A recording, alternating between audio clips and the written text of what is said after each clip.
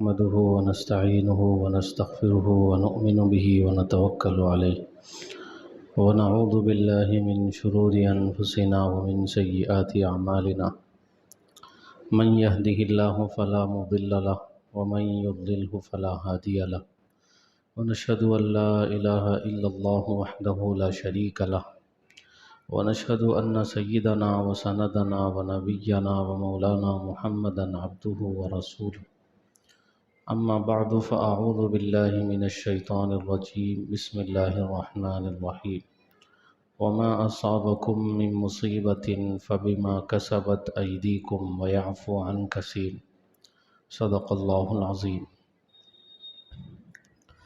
معزز سامعین کرام، عزیز ساتھیوں، بزرگوں، دوستوں، یہ جو مہینہ ہے سفر کا مہینہ چل رہا ہے، اس مہینے کو سفر المظفر کہا جاتا ہے اور اس مہینے کو سفر الخیر کہا جاتا ہے، یعنی یہ خیر اور بھلائی کا مہینہ ہے اور یہ کامیابی کا مہینہ ہے۔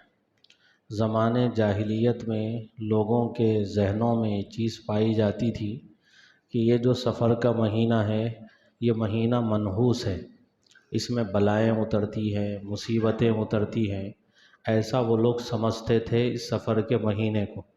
نبی رحمت صلی اللہ علیہ وسلم نے ان کے اس عقیدے کو غلط بتایا اور آپ نے ارشاد فرمایا کہ بھئی سفر کے مہینے کو منحوس سمجھنا یہ اسلامی نظریہ نہیں ہے، یہ اسلامی تعلیم نہیں ہے اور یہ اسلامی تعلیمات کے خلاف ہے۔ اسلامی تعلیمات کے حساب سے کوئی بھی مہینہ منحوس نہیں ہے، کوئی بھی دن منحوس نہیں ہے، کوئی بھی گھڑی منحوس نہیں ہے۔ تو یہ زمانے جاہلیت کی رسم تھی۔ زمانے جاہلیت میں مشرکین یہ سمجھتے تھے کہ سفر کا جو مہینہ ہے منحوس ہے، اس میں بلائیں اترتی ہیں، مصیبتیں اترتی ہیں۔ نبی رحمت صلی اللہ علیہ وسلم نے بتایا کہ یہ سوچ غلط ہے، یہ اسلامی تعلیمات کے بالکل خلاف ہے۔ آج بھی افسوس سے یہ بات کہنی پڑتی ہے کہ بہت سے لوگ ایسے ہیں جو سفر کے مہینے کو منحوس سمجھتے ہیں اور یہ سمجھتے ہیں کہ اس میں بلائیں اترتی ہیں اور اس میں مصیبتیں اترتی ہیں اور اس مہینے میں کوئی خیر کا کام نہیں کرتے، کوئی اچھا کام نہیں کرتے، شادی نہیں کرتے، کوئی تقریب نہیں کرتے اور کسی دکان یا مکان کا افتتاح نہیں کرتے اور یہ سمجھتے کہ یہ جو مہینہ ہے منحوس ہے۔ یہاں تک کہ شادی کی اگر کوئی بات چیت کرنی ہو تو اس کو بھی روک کے رکھتے ہیں کہ سفر کا مہینہ ختم ہو جانے دو۔ سفر کا مہینہ ختم ہونے کے بعد میں رشتے کی بات کی جاتی ہے اور شادی کی بات کی جاتی ہے۔ شادی کرنا تو دور کی بات ہے، سفر کے مہینے میں شادی نہیں کی جاتی اور اس کو منحوس سمجھا جاتا۔ تو یہ زمانے جاہلیت کی رسم ہے۔ نبی رحمت صلی اللہ علیہ وسلم نے اس کی تردید فرمائی اور آپ نے ارشاد فرمایا کہ یہ سوچ غلط ہے، یہ اسلامی تعلیمات کے بالکل خلاف ہے۔ اسی طرح سے ایک من گھڑت حدیث پیش کی جاتی ہے، اس کو حدیث کا نام دیا جاتا ہے اور یہ کہا جاتا ہے من بشرنی بخروج سفر بشرتہ بالجنہ۔ یہ حدیث کہہ کے بیان کی جاتی ہے اور یہ بتایا جاتا ہے کہ نبی رحمت صلی اللہ علیہ وسلم کا ارشاد ہے، آپ نے ارشاد فرمایا کہ جو مجھے سفر کے مہینے کے ختم ہونے کی خوشخبری سنائے گا میں اس کو جنت کی خوشخبری سناتا ہوں۔ جو مجھے سفر کے مہینے کے ختم ہونے کی خوشخبری سنائے گا میں اس کو جنت کی خوشخبری سناتا ہوں۔ یہ ایک حدیث کہہ کے پیش کی جاتی ہے، حالانکہ یہ موضوع ہے، من گھڑت ہے، یہ کوئی روایت نہیں ہے۔ نبی رحمت صلی اللہ علیہ وسلم کی حدیث کہہ کے اس کو بیان کرنا جائز نہیں ہے، آپ علیہ الصلاۃ والسلام کی طرف اس کو منسوب کرنا جائز نہیں ہے۔ اور اس من گھڑت حدیث کو پیش کر کے کہا جاتا ہے کہ اللہ کے نبی کہہ رہے ہیں کہ سفر کے مہینے کے ختم ہونے کی جو مجھے خوشخبری دے گا میں اس کو جنت کی خوشخبری دوں گا۔ دیکھو اس کا مطلب یہ ہے کہ سفر کا مہینہ منحوس ہے، اسی وجہ سے اللہ کے نبی کہہ رہے ہیں جو مجھے سفر کے مہینے کے ختم ہونے کی خوشخبری دے گا میں اس کو جنت کی خوشخبری دوں گا۔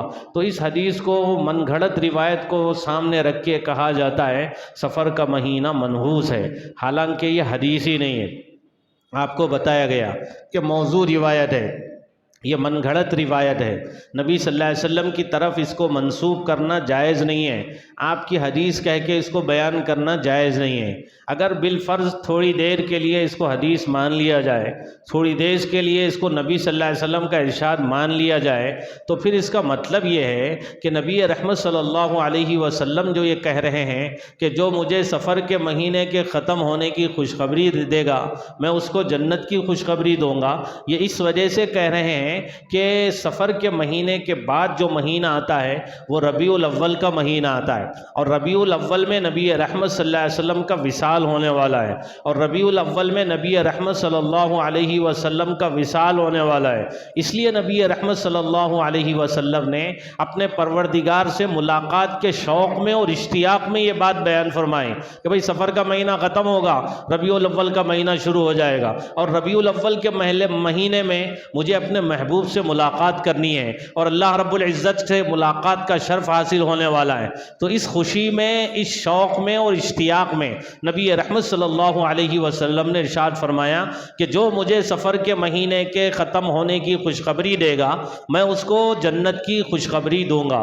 تو یہ مطلب اس کا ہوگا اگر اس حدیث کو صحیح مانا جائے، اگر اس حدیث کو حدیث مانا جائے، نبی رحمت صلی اللہ علیہ وسلم کا ارشاد مانا جائے، تو اس کا مطلب یہ ہوگا کہ نبی رحمت صلی اللہ علیہ وسلم نے اپنے پروردگار سے ملاقات کے شوق اور اشتیاق میں یہ بات بیان فرمائی۔ تو یہ بات ذہن میں رکھنے کی ہے کہ یہ مہینہ سفر الخیر ہے، اور یہ مہینہ سفر المظفر ہے، یہ مہینہ خیر اور بھلائی کا مہینہ ہے، اور یہ مہینہ کامیابی کا مہینہ ہے۔ تو اس مہینے کو منحوس سمجھنا یہ زمانے جاہلیت کی رسم ہے، اور یہ سمجھنا کہ اس میں بلائیں اترتی ہیں، مصیبتیں اترتی ہیں، یہ بالکل اسلامی تعلیمات کے خلاف ہے۔ اور نبی رحمت صلی اللہ علیہ وسلم نے یہ بات بیان فرمائی کہ یہ سوچ بالکل غلط ہے، یہ سوچ بالکل غلط ہے۔ کوئی بھی مہینہ منحوس نہیں ہوتا، کوئی بھی گھڑی منحوس نہیں ہوتی، وہ گھڑی ہمارے حق میں مسعود اور مبارک ہوتی ہے جس گھڑی میں ہم اللہ کو یاد کر لیں، اللہ کا ذکر کر لیں، قرآن کریم کی تلاوت کر لیں، کوئی عبادت کر لیں، کوئی اچھا کام کر لیں، تو وہ گھڑی ہمارے لیے مبارک اور مسعود ہو جاتی ہے۔ اور وہ گھڑی، جس گھڑی میں ہم سے کوئی گناہ ہو جائے، اللہ کی نافرمانی ہو جائے، تو وہ گھڑی ہمارے لیے منحوس ہوگی، وہ گھڑی ہمارے لیے نامبارک ہوگی، چونکہ اس گھڑی میں اللہ کی نافرمانی ہوئی، اس گھڑی میں، اس لمحے میں اللہ کی حکم عدولی ہوئی، اللہ رب العزت کے حکم کے خلاف ہم نے کام کیا۔ تو جس گھڑی میں ہم کوئی اچھا کام کریں گے، اللہ کی عبادت کریں گے، ذکر کریں گے، تلاوت کریں گے، وہ گھڑی ہمارے لیے مبارک ہے، مسعود ہے۔ اور جس گھڑی میں ہم اللہ کی نافرمانی کریں گے وہ گھڑی ہمارے لیے نامبارک ہے، نامسعود ہے، اور وہ گھڑی ہمارے لیے منحوس ہے۔ ورنہ تو فی نفسی ہی کوئی مہینہ منحوس نہیں ہوتا، کوئی گھڑی منحوس نہیں ہوتی، کوئی لمحہ منحوس نہیں ہوتا۔ قرآن کریم تو یہ کہہ رہا ہے کہ بھئی تم کو جو بھی تکلیفیں پہنچتی ہیں، وما اصابکم من مصیبت فبما کسبت ایدیکم، جو بھی تکلیفیں پہنچتی ہیں، مصیبتیں پہنچتی ہیں، تمہارے اپنے کرتوتوں کی وجہ سے پہنچتی ہیں، تمہارے اپنے بدعمالیوں کی وجہ سے پہنچتی ہیں، تمہارے اپنے گناہوں کی نحوست کی وجہ سے پہنچتی ہیں۔ تو جو تکلیف ہم کو پہنچے گی، جو مصیبت ہم کو پہنچے گی، اور جو بھی تکلیف ہم تک آئے گی، وہ ہمارے اپنے گناہوں کی نحوست کی وجہ سے، ہمارے اپنے بدعمالیوں کی وجہ سے، ہمارے اپنے گناہوں کی وجہ سے۔ اس میں کسی مہینے کو کوئی دخل نہیں، اس میں کسی گھڑی کو کوئی دخل نہیں کہ بھئی سفر کا مہینہ ہے اس وجہ سے ایسا ہو گیا، یہ اسلامی تعلیمات کے بالکل خلاف۔ نبی رحمت صلی اللہ علیہ وسلم کی تعلیم تو یہ ہے، آپ نے ارشاد فرمایا وَعْلَمْ أَنَّ الْأُمَّةَ لَوْ اجْتَمَعَتْ عَلَىٰ أَن يَنْفَعُوكَ بِشَيْءٍ لَا يَنْفَعُوكَ بِشَيْءٍ إِلَّا قَدْ كَتَبَهُ اللَّهُ لَكَ وَعْلَمْ أَنَّ الْأُمَّةَ لَوْ اجْتَمَعَتْ عَلَىٰ أَن يَضُرُّوكَ بِشَيْءٍ لَا يَضُرُّوكَ بِشَيْءٍ إِلَّا قَدْ كَتَبَهُ اللَّهُ لَكَ۔ یہ نبی رحمت صلی اللہ علیہ وسلم کا صاف اعلان ہے، یہ آپ علیہ الصلوۃ والسلام کا صاف ارشاد ہے کہ پوری دنیا مل کے ہم کو نقصان پہنچانا چاہے، اللہ کی مرضی کے بغیر نقصان نہیں پہنچا سکتی۔ پوری دنیا مل کے ہم کو فائدہ پہنچانا چاہے، اللہ کی مرضی کے بغیر فائدہ نہیں پہنچا سکتی۔ اللہ چاہیں گے تو فائدہ ہوگا، اللہ نہیں چاہیں گے تو فائدہ نہیں ہوگا۔ نفع نقصان کے مالک اللہ رب العزت ہے، نفع اور نقصان ان کے اپنے اختیار میں ہے۔ تو نفع نقصان کو مہینوں سے منسوب کر دینا، نفع نقصان کو چیزوں سے منسوب کر دینا، اور تاریخ تاریخوں سے منسوب کر دینا اور یہ کہنا کہ بھئی 3 13 9 18 یہ منحوس تاریخیں ہیں، ان تاریخوں میں کوئی کام نہیں ہونا چاہیے، یا پھر یہ کہنا کہ بھئی راستے سے بلی سامنے آ جائے راستہ کاٹ دے تو پھر راستہ بدل دینا چاہیے ورنہ پھر نقصان ہو جائے گا، حادثہ ہو جائے گا، ایکسیڈنٹ ہو جائے گا۔ یہ میرے دوستو عقیدہ توحید کی کمزوری کی وجہ سے اسلام جو نظریہ اور جو عقیدہ پیش کرتا ہے وہ عقیدہ توحید پیش کرتا ہے۔ عقیدہ توحید پختہ ہوگا تو عقیدہ توحید یہ توہم پرستی کی تردید کرتا ہے اور اس کو غلط بتاتا ہے، اور جس کا عقیدہ توحید مضبوط ہوگا وہ کبھی بھی توہم پرستی میں مبتلا نہیں ہوگا، وہ کبھی بھی توہمات کا شکار نہیں ہوگا، وہ کبھی بھی ایسا نہیں سمجھے گا سامنے سے کوئی چیز چلی جائے تو مجھے نقصان ہو جائے گا۔ نقصان اور نفع یہ اللہ کے ہاتھ میں ہے، اللہ چاہیں گے تو نقصان ہوگا، اللہ نہیں چاہیں گے تو نقصان نہیں ہوگا۔ پوری دنیا مل کے مجھے نقصان نہیں پہنچا سکتی اللہ کی مرضی کے بغیر، پوری دنیا مل کے مجھے فائدہ نہیں پہنچا سکتی اللہ کی مرضی کے بغیر۔ یہ ایک ایمان والے کا ایمان ہونا چاہیے، یہ ایک ایمان والے کا عقیدہ ہونا چاہیے۔ تو جس کا عقیدہ توحید مضبوط ہوگا وہ توہم پرستی میں مبتلا نہیں ہوگا، وہ ایسی چھوٹی چھوٹی چیزوں سے گھبرائے گا نہیں، وہ ایسی چھوٹی چھوٹی چیزوں سے ڈرے گا نہیں۔ اسلام تو توہم پرستی کی مخالفت کرتا ہے اور اس کی تردید کرتا ہے اور یہ بتاتا ہے کہ توہم پرستی کا اسلام میں کسی بھی طریقے کی اسلام میں اس کی کوئی گنجائش نہیں۔ حضرت سیدنا عمر رضی اللہ تعالیٰ عنہ کا زمانہ ہے، حضرت عمرو بن عاص رضی اللہ تعالیٰ عنہ مصر آتے ہیں، دریائے نیل جب خشک ہو جاتی تھی تو وہاں کے لوگوں میں یہ عقیدہ تھا، ان کی اپنی ایک رسم تھی کہ بھئی دریائے نیل جب خشک ہو جائے تو اس میں کسی نوجوان کنواری لڑکی کو زیورات سے لدا کے اس کے اندر ڈال دیا جائے۔ جب اس کو زیورات سے لدا کے اس کو بنا سوار کے جب دریائے نیل کے حوالے کر دیا جاتا، اس کو ہلاک کر دیا جاتا، گویا کہ دریا میں ڈال کے اس کو مار دیا جاتا، تو پھر اس کے بعد میں پانی خود بخود اوپر ہو جاتا اور دریا خشک ہونا بند ہو جاتا اور اس کے اندر پانی موجیں مارنے لگتا۔ تو یہ ان کا اپنا عقیدہ تھا، یہ ان کی اپنی رسم تھی۔ جب اسلام مصر میں آیا، حضرت عمرو بن عاص نے جب یہ دیکھا تو انہوں نے کہا کہ بھئی اسلام تو اس کی اجازت نہیں دیتا ہے کہ کسی بے قصور کی جان لی جائے، کسی بے قصور کو ہلاک کیا جائے، اس کو مارا جائے، اسلام میں اس کی کوئی گنجائش نہیں ہے۔ ٹھہرو، پہلے ہم ہمارے امیر سے مشورہ کر لیتے ہیں، ان سے مسئلہ پوچھ لیتے ہیں، اس کے بعد میں ہم جو سمجھیں گے مناسب وہ کریں گے۔ حضرت عمر رضی اللہ تعالیٰ عنہ کو خط لکھا، مشہور واقعہ ہے، آپ نے بھی سنا ہے کئی دفعہ۔ حضرت سیدنا عمر رضی اللہ تعالیٰ عنہ کے پاس جب خط پہنچا تو انہوں نے کہا کہ بھئی اچھا ہوا تم نے مجھ سے مشورہ کر لیا، میں ایک پرچی بھیج رہا ہوں، ایک چٹھی بھیج رہا ہوں، یہ چٹھی دریائے نیل کے حوالے کر دو، اس کے اندر ڈال دو۔ چٹھی میں بس کیا لکھا حضرت عمر رضی اللہ تعالیٰ عنہ نے؟ حمد و صلات کے بعد میں انہوں نے لکھا، اللہ کا بندہ عمر تجھ سے یہ کہتا ہے کہ اگر تو اپنی طرف سے چل رہی تھی تو ہمیں تیری کوئی ضرورت نہیں ہے، اگر تو اللہ کی طرف سے چل رہی تھی تو اللہ کا بندہ عمر تجھ سے یہ کہتا ہے کہ جیسے تو پہلے جاری تھی ویسے ہی جاری ہو جا، اللہ کے حکم سے جاری ہو جا۔ بس یہ پرچی حضرت عمر رضی اللہ تعالیٰ عنہ نے حضرت عمرو بن عاص کے پاس میں بھیجی، ان سے کہا کہ بھئی یہ پرچی دریائے نیل کے حوالے کر دو، اس کے اندر ڈال دو۔ جیسے ہی انہوں نے پرچی اس کے اندر میں ڈالی تو 16 ہاتھ اوپر پانی آ گیا۔ یہ حضرت سیدنا عمر رضی اللہ تعالیٰ عنہ کی کرامت تھی، سمجھیے، یہ ان کا ایمانی پاور تھا اور ایمانی طاقت اور قوت تھی۔ یہ عقیدہ توحید اسلام اس کی یہ پیش کرتا ہے اور یہ بتاتا ہے کہ بھئی توہم پرستی کی اسلام میں کوئی گنجائش نہیں ہے۔ تو یہ توہم پرستی ہے۔ آج ہم سمجھتے ہیں کہ بھئی یہ 13 تیزی ہے، یہ سفر کے مہینے کو منحوس سمجھنا ہے، یہ پرانے زمانے جاہلیت کی رسمیں ہیں۔ ہم سمجھتے ہیں کہ ہمارے معاشرے میں چیزیں نہیں پائی جاتی، ایسی بات نہیں ہے۔ ہر سال سفر میں غور کرتا ہوں، دیکھتا ہوں، آپ بھی دیکھیے، جب سفر کی 13 تاریخ آئے گی تو کتنے ایسے فقیر ہوتے ہیں، مانگنے والے ہوتے ہیں، جو ہماری اپنی گلیوں میں آتے ہیں اور آواز لگاتے ہوئے آتے ہیں کہ بھئی 13 تیزی کرو۔ اب آواز لگانے کے بعد میں پھر کتنی ایسی عورتیں ہوتی ہیں جو ان کو کچھ انڈے حوالے کرتی ہیں، کچھ چال اور دال اور چاول وغیرہ ان کے حوالے کرتی ہیں اور رات میں اپنے سرانے رکھ کے وہ سو جاتے ہیں اور یہ سمجھتے ہیں کہ بھئی تیل، چاول اور دال، یہ چیزیں، انڈے وغیرہ اپنے سرانے رکھ لو، بلائیں مصیبتیں اس کے اوپر اتریں گی، پھر اس کے بعد میں فقیر آئیں گے تو ان کے حوالے کر دینا ہے۔ تو ایسے کتنے لوگ ہیں ہمارے اپنے معاشرے میں، ہماری اپنی بستی میں، کتنے لوگ ایسے ہیں جن کا عقیدہ توحید اتنا بودا پھسپھسا اور اتنا کمزور ہو چکا ہے، وہ یہ سمجھتے ہیں بلائیں اتریں گی، مصیبتیں اتریں گی، سفر کے مہینے میں اپنے سرانے یہ چیزیں رکھ لیتے ہیں اور پھر اس کے بعد میں فقیروں کے حوالے کرتے ہیں، وہ ہر سال آتے ہیں، کھاتے پیتے ہیں، ان کو کچھ نہیں ہوتا ہے۔ ہم یہ سمجھتے ہیں کہ بھئی بلائیں اترتی ہیں، مصیبتیں اترتی ہیں۔ یہ میرے دوستو یہ اسلامی نظریہ نہیں ہے، یہ اسلامی عقیدہ نہیں ہے۔ اسلام اس کی تردید کرتا ہے۔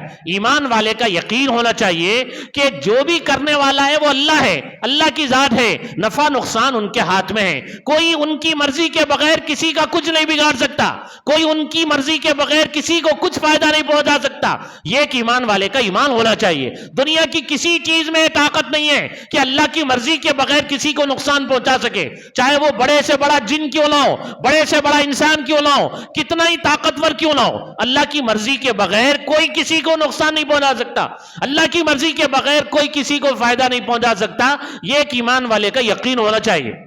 جب یہ یقین مضبوط ہوگا تو نفع نقصان کو مہینوں کی طرف منسوب نہیں کرے گا۔ سفر میں شادی نہیں کرنی چاہیے، سفر میں خوشی کے کوئی کام نہیں کرنا چاہیے، سفر میں کوئی اچھے کام نہیں کرنا چاہیے، دکان مکان کا افتتاح نہیں کرنا چاہیے، ایسا ذہن لوگوں کا بنا ہوا ہے۔ کتنے لوگ ایسے ہیں سفر میں شادی نہیں کرتے، محرم میں شادی نہیں کرتے، اب محرم سفر کے ختم ہونے کے بعد دیکھیے دھڑا دھڑ شادیاں شروع ہو جاتی ہیں، چونکہ وہ روکے ہوئے ہیں، شادی کی بات چیت نہیں کرتے ہیں، شادی نہیں کرتے ہیں۔ جب یہ لوگوں کے ذہنوں میں بات بیٹھی ہوئی ہے تو اس ذہنوں کے اندر ان کے جو بات ہے اس کو غلط بتانے کے لیے یہ کوشش ہونی چاہیے کہ سفر کے مہینے میں شادیاں ہوں، یہ کوشش ہونی چاہیے کہ محرم کے مہینے میں شادیاں ہوں، سفر کے مہینے میں شادیاں کی جائیں اور لوگوں کو بتایا جائے کہ بھئی دیکھیے نفع نقصان اللہ کے ہاتھ میں ہے، نفع پہنچنا ہے تو پہنچے گا، کسی بھی حال میں پہنچے گا، دنیا کی کوئی طاقت اس کو نہیں روک سکتی، نقصان پہنچنا ہے تو پہنچے گا، کسی بھی حال میں پہنچے گا، دنیا کی کوئی طاقت اس کو روک نہیں سکتی۔ یہ بتانے کے لیے سفر کے مہینے میں، محرم کے مہینے میں شادیاں ہونی چاہیے۔ اور یہ سمجھا جاتا ہے بھئی سفر کے جو ابتدائی 13 دن ہیں، یہ ابتدائی 13 دن منحوس ہے۔ وجہ پوچھی جاتی ہے کیوں منحوس ہے تو بتایا جاتا ہے کہ ابتدائی 13 دنوں میں اللہ کے نبی بیمار ہوئے تھے، آپ کی بیماری میں اضافہ ہوا تھا اور یہ بیماری سفر کی نحوست کی وجہ سے آپ کو لگی تھی۔ ابتدائی 13 دن منحوس ہے، کیوں؟ اس لیے کہ اللہ کے نبی بیمار ہوئے تھے، یہ بیماری سفر کی نحوست کی وجہ سے لگی تھی، یہ بات بھی بتائی جاتی ہے۔ حالانکہ آپ علیہ الصلوۃ والسلام کی جو بیماری ہے وہ سفر کے شروع کے ابتدائی دنوں میں نہیں ہے، آپ کی جو بیماری ہے وہ سفر کے آخری دنوں میں آپ بیمار ہوئے ہیں اور ربیع الاول کے ابتدائی دنوں میں، سفر کے آخری دنوں میں، ربیع الاول کے ابتدائی دنوں میں۔ دوسری بات جو بتائی جاتی ہے اس سلسلے میں وہ یہ ہے کہ آپ کی جو بیماری ہے وہ ربیع الاول کے شروع سے شروع ہو رہی ہے اور ربیع الاول ہی میں آپ کا وصال ہوتا ہے۔ تو یہ کہنا کہ سفر کے ابتدائی دنوں میں آپ بیمار ہوئے ہیں، یہ بیماری سفر کے مہینے کی نحوست کی وجہ سے، یہ بالکل غلط ہے، یہ بالکل غلط ہے۔ آپ کی بیماری سفر کے مہینے کے آخر میں ہو رہی ہے، تو یہ کہنا سفر کے ابتدائی دنوں میں آپ بیمار ہوئے یہ بھی بالکل غلط بات ہے۔ اور اگر یہ مان بھی لیا جائے آپ علیہ الصلوۃ والسلام سفر کے مہینے میں بیمار ہوئے تو بیماری کی وجہ سے یہ مہینہ منحوس کیوں ہو جائے گا؟ بیماری کی وجہ سے سفر کا مہینہ منحوس ہو جائے گا تو ربیع الاول کے مہینے میں آپ کا وصال ہوا ہے، آپ کا انتقال ہوا ہے، آپ دنیا سے پردہ فرما گئے ہیں، تو ربیع الاول کا مہینہ اس سے بھی زیادہ منحوس ہونا چاہیے، اس سے بھی زیادہ منحوس ہونا چاہیے، لیکن ایسا کوئی نہیں کہتا۔ تو یہ بیماری اگر مان بھی لیا جائے کہ اللہ کے نبی ابتدائی 13 دنوں میں بیمار ہوئے ہیں تو بیماری کیا منحوس چیز ہے؟ بیماری تو رحمت ہے، ایمان والے کے لیے بیماری تو خیر اور برکت کا سبب اور ذریعہ ہے، مغفرت کا سبب اور ذریعہ ہے، گناہوں کی معافی کا ذریعہ ہے، درجات کی بلندی کا ذریعہ ہے۔ اللہ کے نبی نے ارشاد فرمایا اللہ تعالیٰ جب کسی کے ساتھ بھلائی کا ارادہ کرتے ہیں تو اس کو تکلیفوں مصیبتوں میں مبتلا کر دیتے ہیں۔ اللہ تعالیٰ جب کسی کے ساتھ بھلائی کا ارادہ کرنا چاہتے ہیں تو اس کو تکلیفوں اور مصیبتوں میں مبتلا کر دیتے ہیں۔ اور اللہ کے نبی نے ارشاد فرمایا بیماری سے گناہ ایسے جھڑتے ہیں جیسے سوکھے درخت سے پتے جھڑتے ہیں، سوکھے درخت سے جیسے پتے جھڑتے ہیں، بیماری سے انسان کے گناہ سے جھڑتے ہیں۔ اور اللہ کے نبی نے یہ بھی ارشاد فرمایا بیماری کو برا بھلا مت کہو کیونکہ بیماری گناہوں کو ایسا دھو دیتی ہے جیسے بھٹی لوہے کے میل کچیل کو دھو دیتی ہے، بیماری گناہوں کو ایسا صاف کر دیتی ہے جیسے بھٹی لوہے کے میل کچیل کو صاف کر دیتی ہے۔ اور اللہ کے نبی نے یہ بھی ارشاد فرمایا عجبا لامرئ مؤمن ان اصابته ضراء فصبر فهو خیر له وان اصابته سراء فشکر شکر فہو خیر لہ. بھئی ایمان والے کا معاملہ تو بڑا عجیب ہے. مصیبت پہ صبر کر رہا ہے تو اس کے لیے بہتر ہے, نعمت پہ شکر کر رہا ہے تو اس کے لیے بہتر ہے. یہ دو حالتیں انسان کے ساتھ میں ہیں, یا تو کوئی اچھی حالت ہوگی یا کوئی بری حالت ہوگی. اچھی حالت پہ شکر ادا کرے تو اس کے لیے بہتر ہے, اور بری حالت پہ صبر کرے تو اس کے لیے بہتر ہے. اس کے تو دونوں ہاتھ میں لڈو ہے. مصیبت پہ صبر کرتا ہے تو جنت ہے, نعمت پہ شکر کرتا ہے تو جنت ہے. تو ایمان والے کے ساتھ میں یہ چیزیں لگی ہوئی ہیں. گناہوں کو معاف کرنے کے لیے, گناہوں کو دھونے کے لیے بیماری آتی ہے. تو اگر یہ مان بھی لیا جائے کہ اللہ کے نبی سفر کے ابتدائی 13 دنوں میں بیمار تھے, تو یہ بیماری کوئی منحوس چیز نہیں ہے. بیماری تو رحمت ہے, گناہوں کو معاف کرنے کے لیے آئی ہے, گناہوں سے ہم کو پاک اور صاف کرنے کے لیے آئی ہے. تو یہ تو اللہ کی طرف سے رحمت ہے, یہ سمجھنا چاہیے. اسی طرح سفر کے مہینے میں ایک رسم جو ہمارے معاشرے میں پائی جاتی ہے وہ یہ ہے کہ سفر کے آخری 4 شنبے کو یہ سمجھا جاتا ہے کہ اللہ کے نبی نے بیماری سے آپ کو صحت ہوئی, صحت کی وجہ سے آپ نے غسل صحت فرمایا اور آپ نے ہریالی کو روندا. یہ بھی من گھڑت قسم کی بات لوگوں کے اندر مشہور ہے, اور لوگ یہ سمجھتے ہیں. پارکوں میں آپ دیکھیں گے کتنے ایسی مسلمان عورتیں ہیں, بچیاں ہیں, بچے ہیں, پارکوں میں جا رہے ہیں. مردوں عورتوں کا اختلاف ہو رہا ہے, بچوں بچیوں کا اختلاط ہو رہا ہے. ایسی چیزوں کو ذوق و شوق سے ہم کرتے ہیں اور اس کو دین کا نام دیتے ہیں, اور جن چیزوں میں تھوڑی سی نفس کو مشقت اٹھانی پڑتی ہے ان چیزوں کو ہم چھوڑ دیتے ہیں. نماز ہم سے پڑھنا ہوتا نہیں ہے, کھانے پینے کی چیزوں کو ہم بڑے شوق سے کر لیتے ہیں, اور گھومنے پھرنے کی چیزوں کو دین کا نام دے کے شوق سے ہم کر لیتے ہیں, اور یہ سمجھتے ہیں کہ اس سے اللہ راضی ہو جائیں گے. بھائی جنت اتنی سستی نہیں ہے کہ آپ پارکوں میں گھوم لیں اور آپ کو جنت مل جائے, بے حیائی کا ارتکاب کریں اور آپ کو جنت مل جائے. مرد اور عورتیں دونوں آپس میں بے محابہ اختلاط کریں اور جنت میں چلے جائیں, دین کا نام اس کو دے لیں, اسلام کا نام اس کو دے لیں. یہ میرے دوستو بالکل یہ خام خیالی ہے ہماری. تو یہ جو بات ہے یہ بالکل غلط ہے. اللہ کے نبی کو بیماری سے صحت ہوئی تھی آخری 4 شنبے میں, یہ بات بالکل غلط ہے. بلکہ آخری 4 شنبے میں آپ کی بیماری میں اضافہ ہوا تھا, بیماری بڑھ گئی تھی, درد میں اضافہ ہو گیا تھا. تو اس خوشی میں یہودیوں نے, منافقوں نے خوشی منائی تھی, مٹھائیاں تقسیم کی تھی, ہریالی روندی تھی, اور اس خوشی کو وہ جو یہودیوں نے, منافقوں نے منائی. کتنے ایسے نادان مسلمان ہیں اس خوشی میں ان کا ساتھ دے رہے ہیں, اس خوشی میں ان کا ساتھ دے رہے ہیں, اور یہ سمجھ رہے ہیں کہ اللہ کے نبی کو بیماری سے صحت ملی, جبکہ بیماری میں آپ کے اضافہ ہوا. اس اضافے کی خوشی میں یہودیوں نے خوشی منائی, اور اس اضافے کی وجہ سے منافقوں نے خوشی منائی, آپس میں مٹھائیاں تقسیم کی, ہریالی روندی. اور مسلمانوں میں سے کتنے لوگ ایسے ہیں, کتنی عورتیں ایسی ہیں, کتنی بچیاں, کتنے مرد ایسے ہیں جو پارکوں میں جا رہے ہیں, گھوم رہے ہیں, ہریالی رون رہے ہیں, اور یہ سمجھ رہے ہیں کوئی دین کا اہم عمل ہم کر رہے ہیں, دین پہ ہم گویا کہ چل رہے ہیں. یہ میرے دوستو من گھڑت قسم کی باتیں. عورتوں کے بارے میں تو قرآن یہ کہتا ہے کہ گھر میں ان کو رہنا ہے, وَقَرْنَ فِي بُيُوتِكُنَّ, گھر میں رہنا ہے. اور گھر سے عورت نکلتی ہے تو شیطان اس کے پیچھے لگ جاتا ہے, شیطان اس کے پیچھے لگ جاتا ہے, اس کو گناہ میں آمدہ کرنے کی پوری کوشش کرتا ہے. عورت جب تک گھر میں رہے گی, خیر میں رہے گی, اس کے لیے خیر ہے, بھلائی ہے. گھر کی 4 دیواری اس کے لیے جنت ہے, اسی کا گویا کہ وہ محل ہے. باہر نکلنے میں بڑے فتنے ہیں اور بڑے اندیشے, خطرے ہیں, اور بڑے اس کے لیے نقصانات ہیں. یہ سمجھنا چاہیے جب ضرورت کے تحت نکلنا ہے تو برقعے کے ساتھ نکلنا ہے, بقدر ضرورت نکلنا ہے, جتنی ضرورت ہے اتنا جائے, اور ضرورت سے فارغ ہونے کے بعد میں پھر آ جائے. لیکن دین کے نام پہ پارکوں میں جانا اور یہ کہنا کہ آخری 4 شنبہ ہے, اللہ کے نبی کو صحت ملی ہے, آپ نے غسل صحت فرمایا ہے اور ہریالی روندی ہے, ہریالی روننا, پارکوں میں جانا, مردوں سے ملاقاتیں کرنا, بچوں سے ملاقاتیں کرنا, اور بدنظری اور بدنظری کے گناہ میں اپنے آپ کو ڈالنا, یہ میرے دوستو یہ اسلامی تعلیمات نہیں ہے, اسلامی تعلیمات نہیں ہے. اس لیے یہ اچھی طریقے سے سمجھ لیں, یہ جو مہینہ ہے سفر الخیر ہے, سفر المظفر ہے, خیر اور بھلائی کا مہینہ ہے.